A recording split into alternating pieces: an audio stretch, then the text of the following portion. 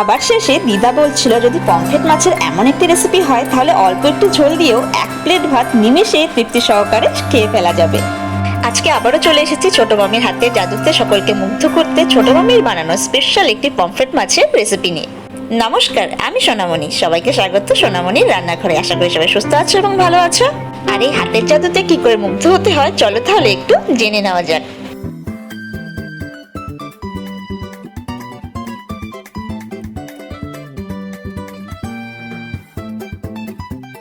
সবার প্রথমে ছোট মামি এখানে পমফ্রেট মাছগুলোকে ভালো করে কেটে পরিষ্কার করে নিয়ে হলুদ এবং লবণ মাখিয়ে কিছুক্ষণের জন্য ম্যারিনেট হওয়ার জন্য রেখে দিয়েছে।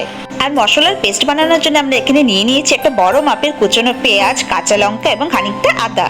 এবারে সবগুলি উপকরণগুলিকে আমাদের একটি ছোট্ট মিক্সির জারে নিয়ে ভালো করে মিক্স করে একটি ফাইন পেস্ট আমাদের বানিয়ে নিতে হবে। আর এই মশলাগুলির পেস্ট বানানোর সময় আমাদের কিন্তু অবশ্যই খেয়াল করে এখানে 1 থেকে 1.5 চামচের মতো জিরে গুঁড়ো অ্যাড করে নিতে হবে। আর এই যে একটা ফাইন পেস্ট কিন্তু আমাদের একদম রেডি। আর এদিকে দেখো আমাদের কড়াই বসিয়ে কিন্তু গরমও হয়ে গেছে। এবার এতে নিয়ে নিচ্ছি আমরা হলো সর্ষের তেল।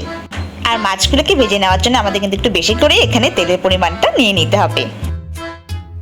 আর তেল ভালো মতন গরম হয়ে ধোঁয়া বেরোতে শুরু করলে এখানে কিন্তু আমাদের একে একে আমাদের মাছগুলোকে দিয়ে দিতে হবে। আর যেহেতু একবারে সবগুলি মাছকে ভাজা যাবে না, তাই এখানে কিন্তু আমাদেরকে পরিমাণ মতো যে যতটুকু তেলে আটে মাছগুলো ততটুকু অনুযায়ী দিয়ে দিতে হবে। আর এই পমফ্রেট মাছগুলি এক সাইড কিন্তু ভালো মতন কড়া করে একটু ভাজা হলে তারপরে কিন্তু আমাদের উল্টে দিতে হবে। আর এদিকে দেখো মাছগুলি এক সাইড যে ভালো মতন ভাজা হয়ে গেছে তার উপরে কালারটা দেখে আমাদের কিন্তু বোঝা যাচ্ছে। এবার কিন্তু আমাদের মাছগুলিকে উল্টে দিতে হবে। আর এই পমফ্রেট মাছগুলির বোথ সাইডে কিন্তু আমাদের একটু লালচে করে ভেজে নিতে হবে। আর বোথ সাইডে পমফ্রেট মাছগুলির ভাজা হয়ে গেলে আমাদের কিন্তু নামিয়ে নিতে হবে। আর একই পদ্ধতি অনুসরণ করে আমাদের পমফ্রেট মাছের বাকি পিসগুলোকেও কিন্তু ভালো মতন ভেজে তুলে নিতে হবে।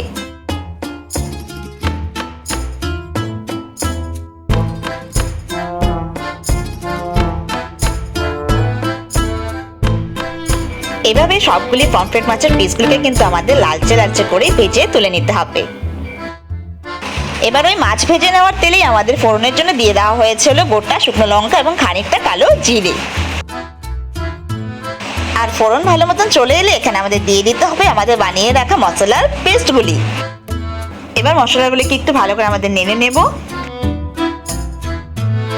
এবার একটু সামান্য জল আমরা অ্যাড করে নেব, যেটা কিনা আমরা মশলার বাটিতে যেগুলো লেগেছিল মশলার বাকিটুকু অংশ সেটা ধুয়ে দিয়ে দেব। আর একটু নেড়ে আমরা এখানে অ্যাড করে নেব স্বাদ অনুসারে লবণ। এখানে আমি 1 চামচের মতো লবণ নিয়ে নেওয়া হয়েছে। আর লবণের পরিমাণটা কিন্তু আমাদের সবসময় নিজস্ব স্বাদ অনুসারে এবং পরিমাণের ওপর নির্ভর করে ব্যবহার করতে হয়।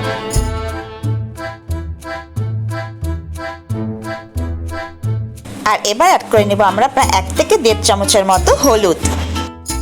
এবার মশলার এই সব উপকরণগুলিকে আমাদের ভালো করে মিক্স করে নিয়ে কন্টিনিউ নেড়ে যেতে হবে যাতে করে নিচ থেকে না লেগে যায়। আর মশলাগুলি থেকে যতক্ষণ না নিজস্বভাবে তেল ছাড়তে শুরু করছে ততক্ষণ কিন্তু আমাদের ভালো মতন কষিয়ে যেতে হবে মশলাগুলোকে। আর কষানো হতে হতে একটু রিকোয়েস্ট করে নিই, আমার আপলোড করা সমস্ত রেসিপিগুলি কিন্তু আপনারা আমার ইউটিউব চ্যানেল সোনামণি রান্না করে পরপর সাজানো পেয়ে যাবেন। তাহলে সেটাকেও একটু সাবস্ক্রাইব করে নিও যাতে যখনই কোনো রেসিপির দরকার পড়ে সেটা একদম হাতের কাছে পেয়ে যান। আর তোমাদের যদি সত্যি আমার শেয়ার করা রেসিপিগুলি ভালো লেগে থাকে এবং হেল্পফুল বলে মনে হয় তাহলে অবশ্যই প্লিজ একটু সাবস্ক্রাইব করে দিও। তোমাদের এই ছোট্ট উদ্যোগে আমাকে আরও মোটিভেট করবে তোমাদের কাছে আরও নতুন নতুন রেসিপি তুলে ধরতে। তাই সকলের কাছে আমার একান্তই অনুরোধ রইল, যারা প্রথমবার দেখছো রেসিপিটি প্লিজ প্লিজ প্লিজ একটু সাবস্ক্রাইব করে সোনামণি রান্নাঘরকে। এদিকে দেখো মশলাগুলোই কিন্তু আমাদের একদম ভালো মতন কষানো হয়ে গেছে এবং নিজস্বভাবে তেল ছাড়তে শুরু করে দিয়েছে। এই পর্যায়ে আমরা অ্যাড করে নেব প্রায় 2 বাটির মতন জল। আর ঝোলের সঙ্গে যাতে মশলাগুলি ভালো মতন অ্যাবজর্ব হয়ে ওঠে এর জন্য কিন্তু আমাদের একটু ভালো করে নেড়ে মিক্স করে নিতে হবে। আর এবার কিন্তু ঝোল যাতে খুব শীঘ্রই ফুটতে শুরু করে দেয় তার জন্য কিন্তু আমাদের কিছুক্ষণের জন্য ঢেকে দিতে হবে। আর দেখো এদিকে ঝোলও কিন্তু আমাদের একদম টকবক করে ফুটতে শুরু করে দিয়েছে। এবার 1 মিনিটের মতো সময় ধরে কিন্তু এভাবেই আমাদের একটু নেড়ে গিয়ে ভালো করে ঝোলটাকে মিক্স করে নিতে হবে এবং কিছুক্ষণ ফুটতে দিতে হবে। আর এই পর্যায়ে আমরা অ্যাড করে নেব আমাদের ভেজে রাখা পমফ্রেট মাছগুলি। আর দেখো ভাজা মাছগুলি তুলে রাখাতে প্লেটটিতে কিন্তু অনেকটা তেল জমা হয়ে গেছে, সেটাও কিন্তু আমরা একটু অ্যাড করে নেব। এবার প্রত্যেকটা পমফ্রেট মাছগুলিকে আমাদের একটু ঝোলের মধ্যে আলতো আলতো করে ডুবিয়ে দিতে হবে যাতে করে ফ্লেভারগুলি সম্পূর্ণ মাছের মধ্যে অ্যাবজর্ব হয়ে যায়। আর এবার কিন্তু আবারও আমাদের গ্যাসের ফ্লেম একদম মিডিয়াম রেখে কিছুক্ষণের জন্য আবার আমাদের ঢেকে দিতে হবে। আর কিছুক্ষণ ঢেকে দেওয়াতে কিন্তু দেখো ঝোলটাও কিন্তু আমাদের অনেকটাই শুকিয়ে এসছে। আর এভাবে গ্যাসের ফ্লেম মিডিয়াম রেখে ঢেকে ঢেকে পমফ্রেট মাছের এই রেসিপিটি রান্না করলে কিন্তু এর স্বাদ আরও দ্বিগুণ হয়ে যায়। আর আস্তে আস্তে দেখো তরকারির কালারও কিন্তু চেঞ্জ হতে শুরু করে দিয়েছে। আর ঝোলের পরিমাণটা কিন্তু আমরা একদম মিডিয়ামভাবে রাখবো, একদম শুকিয়ে ফেলবো না।